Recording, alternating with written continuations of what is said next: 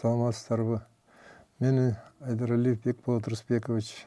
Өзүмдүн кесибим боюнча кинооператор кесибин Москвада ГИКтен бүткөм. Азыркы убакта мен өзүмдүн иштерим боюнча кинорежиссер, кинонун телевидение кинорежиссер болуп иштеп келатам. Азыр бүгүнкү биздин темабыз кинорежиссер кесиби жөнүндө болот. Кинорежиссер кесибинин негизин айта кеткенде, кинонун өзүнүн жаралышынан баштап эле бул өзү бүт ушул көркөм чыгармачылык боюнча баардык чыгарманы камтыйт. Алардын ичинде эмнелер кирет? Сүрөт, скульптура, архитектура, ошондой эле музыка, театр баардыгын камтыйт. Ошонун негизинде жана фотография. Ошонун негизинде кино өзү жаралган да. Анан бүгүн азыр мен ушул кинонун чыгармачылык жагын, кинорежиссуранын чыгармасы жөнүндө айтардын алдында бир аз сүрөт жагына токтоп кетсем деген оюм бар да. Бул өзү кинонун жаралышынын чыгармачылык жактан сүрөт негизи болуп саналат да. Сүрөт деген өзүңүздөр билесиңер, бул өзү сүрөт чыгармасынын жаралышы илгертен бери барып келатат. Илгертен деген сөз таш доорунан бери келатат деп айтсак болот.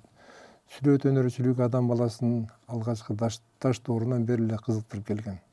Таш доорунда биздин доорго чейинки 16-11 кылымдарга Египеттерде папирустарга жаныбарлардын сүрөттөрүн түшүрүп келсе, алгачкы грек элдеринде биздин доорго чейинки 5-кылымдан баштап эле ташка, буюмдарга, кески, көмүр, ар кандай жаратылыштын боектору менен адамдын сүрөттөрүн түшүрүүдө туура сызыктар менен адамдын сүлөкөттөрүн анатомиялык жактан туура берүүгө аракет жасалган. Ал эми биздин доордун 4-кылымынан баштап Кытайда биринчи кагаз пайда болгон. Кагаз чыга баштагандан баштап эле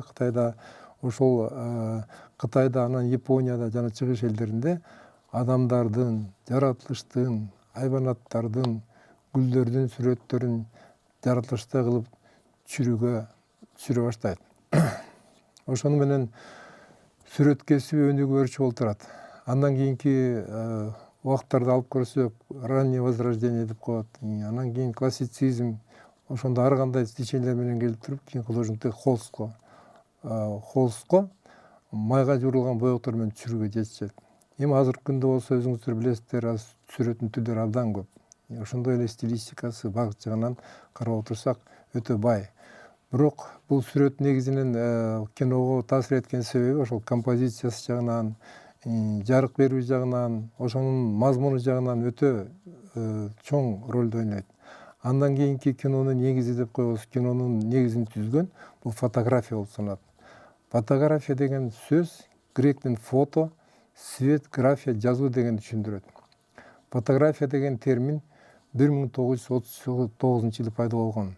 Ал эми 1986-жылы француз окумуштуушу Жозеф Несефор Невс дүйнө жүзүндө биринчилерден болуп, жарык менен жазууну химиялык жол менен жаратып, адам баласын таң калтырган. Жарык менен жазууну кинонун негизи дегенибиз, жарык менен түшүрүүдө, адамды жаратылышта түшүрүүдө жарык менен көйлөккө абдан чоң ролду ойнойт. Себеби жарык менен көйлөккө болбосо адамдын ошол келбетин, ошонун артында турган жаратылышты туура көрсөтүү, чыгармачылык менен көрсөтүү кыйынчылыкка жаап калат. Ошондуктан адамдын сүлөкөтүн түшүрүүдө, ошол биздин жанагы айтып атпайбызбы, кино деген бул өзү адамдын психологиясын, адамдын оюнун, актерлордун биринчи очередде турганын көрсөтүш үчүн биринчиден ошол фотографиянын жардамы менен, жарыктын, көйлөккөнүн жардамы менен ошол адамдын сүлөкөтүн жакшылап, чыгармачылык жол менен бериш керек. Жарык менен жазуудагы адамды, айбанаттарды жаратылыш түшүрүүдө жарык көйлөккө менен иштөө чеберчилик, көркөм сүрөт болуп саналат. Ошол көркөм сүрөт кинонун негизи болуп саналат. Себеби ошол көркөм сүрөт кинода адам айбанаттарын жаратылыштын кыймылы менен көрсөтүлөт. Жарык менен жазууда бир сүрөт, жарык менен жазуу чыгармасы бир эле кадрдан турса, ал эми кинодо болсо секундасына 24-25 кадр менен атайын куралда кино видео камера менен тартылат да, көрсөткүч курал болгон проекторго салып 24-25 кадр менен айлантканда кыймыл пайда болот. Кинематограф деген грек сөзүнөн алынган. Ал өзү менен түшүндүрөт. Кыймыл, кино, графия деген болсо жазуу, сүрөттү жазып, башкача айтканда кыймылды жазуучу дегенди түшүндүрөт. Дүйнө жүзүндө биринчилерден болуп кинону ойлоп тапкандар булар француздун окумуштуулары, бир туугандар Луи и Огюст Люмьер болуп саналат. Алардын кинотетиктери кинону тартууда, көрсөтүүдө абдан ылайыктуу болгондуктан алар бардык изденгендердин алды болуп дүйнөдө биринчилерден болуп Парижде кинематографта же синематографта жеңишке ээ болушту. 1895 мартта Парижде бүт элдин астында кино көрсөтүлдү. Бирок кинонун жаралыш күнү деп 1895 жылдын 20 декабры кабыл алынган. Ошол 1895 жылы 28 декабрда Парижде Капуцино бульварында Гран Кафе деген коммерциялык көрсөтүштөн кийин эсептелип калды. Люмьерлер өздөрүнүн сеанстарында бир канча кыска роликтерди, 50 секундтан болгон роликтерди көрсөтүштү. Биринчиден болуп жумушчулардын фабрикадан чыгышы болду. Бирок алардын поезддин келиши деген ролиги эң белгилүү болуп калды. Себеби көрсөтүүчүлөр поезд келе жатканда ушунчалык ишенип ошол окуяга көрүп аткан сүрөткө ордулардан тура калышып качууга аракет кылышты. Ошол убакыттан бери кино көптөгөн өзгөрүүлөргө дуушар болду.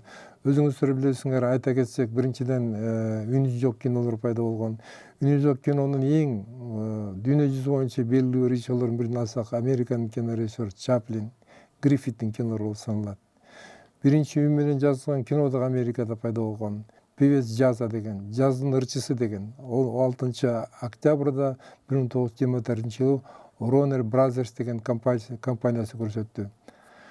Эми ошентип андан бери 27 жылдан бери көп өзгөрүүлөр болуп, кинодо акыркы убактарда ошол андан кийинки убактарда ала келсек, биринчи жөнөкөй экран, анан кийин чоң экран, анан кийин панорамный экран дегендер пайда болду. Андан кийин азыркы убакта болсо 3D, 4D деген кинолор пайда болуп жатат. Көркөм чыгармачылыгында көптөгөн кесиптер бар. Ошол чыгарманы көркөм чыгармаларын жеткирүүдө биздин ошол кесиптердин ортосунда ортончу кесип деген болот. Ортончу кесиптин жардамы менен же болбосо ортончу кесиби жок эле түз жеткире турган кесиптердин бирине кирген. Биринчи бөлүгүнө, биринчи тобун алсак, ал жазуучулар болуп жасалат. Себеби жазуучулар өзүнүн жазган чыгармасын жазуу өзүнүн кол жазма аркылуу эле окурмандарга жеткире алат. А сүрөткөр болсо, экинчиси болуп сүрөткөр эсептелет. Сүрөткөр болсо, сүрөткөр менен скульптор болсо, булар болсо өзүнүн чыгармасын түздөн түз сүрөткөр холст менен, өзүнүн картинасы менен көрүүчүгө жеткире алса, скульптор болсо өзү даярдаган скульптураны түздөн түз элге көрөрмандарга жеткире алат. Ал эми башка дагы бир кийинки профессияларды алып кетсек, кесиптерди алсак, мисалы үчүн композиторду алсак. Композитор деген бул өзү музыканы нотасын жазып чыгаргандан кийин аны ошону угуучуларга, көрүүчүлөргө жеткириш үчүн ага оркестр керек. Оркестр, ошондой эле музыканттар керек. Оркестр менен музыканттардын жардамы болбосо, ал дагы өзүнүн чыгармасын угуучуларга, көрүүчүлөргө жеткире албайт. Андан кийинки кесипти алсак, драматургду алалык. Драматург болсо өзүнүн драмасын театр же кино, телевидение жардамы жок, а дагы көрүүчүлөргө жеткире албайт. Ошондуктан драматург жазгандан кийин аны иштетип театрга, пьеса катарында постановка жасаш керек. Кинодо болсо кино катарында, телевидениеде көрсөтүш үчүн бир топ кесип, ошол ортончу кесиптердин жардамы менен ал гана көрсөтө алат да. Мисалы үчүн театрды алсак, театрда кандай кесиптер аркылуу көрсөтөт? Биринчиден драматургияны ишке ашырыш үчүн актёрду чакырыш керек. Актёрдон кийин художник. Анан жарык менен декорацияда көрсөтө албаса, театрда да аны көрсөтүп сахнага чыгарыш үчүн ушундай кесиптердин жардамы менен болот. А кино менен телевидениеде болсо актер, оператор, художниктер, декорация, художниктин декорация боюнча художник, костюм боюнча художник, интерьер боюнча ошол художник, коюучу художниктин жардамы менен гана экранга ишке ашырылат. Ошондой эле гример, жарык, үн режиссеру, композитор, монтажер деген кесиптер кошулуп кетет да. ошолардын баардыгын тең ушул кесиптердин жардамы менен гана кино, телевидение менен биз көрүүчүлөргө жеткире алабыз. Ошонун баарын жетектеген, ошонун баарын башкарган режиссер деген кесип болот. А режиссер деген француз тилинен режиссура деген, заведующий деген түшүндүрөт. Ал эми латын сөзүнөн алганда рего башкаруучу. Негизи бул режиссер деген кесип өз жетекчи болуп саналат. Ошондуктан мисалы үчүн башка кесиптер, үн режиссеру, композитор, монтажерлор булар бир өзүнүн кандайдыр бир аныкталган жумушу болсо, режиссер деген көзгө көрүнбөгөн кесип болуп эсептелет. Бирок негизинен режиссер жок.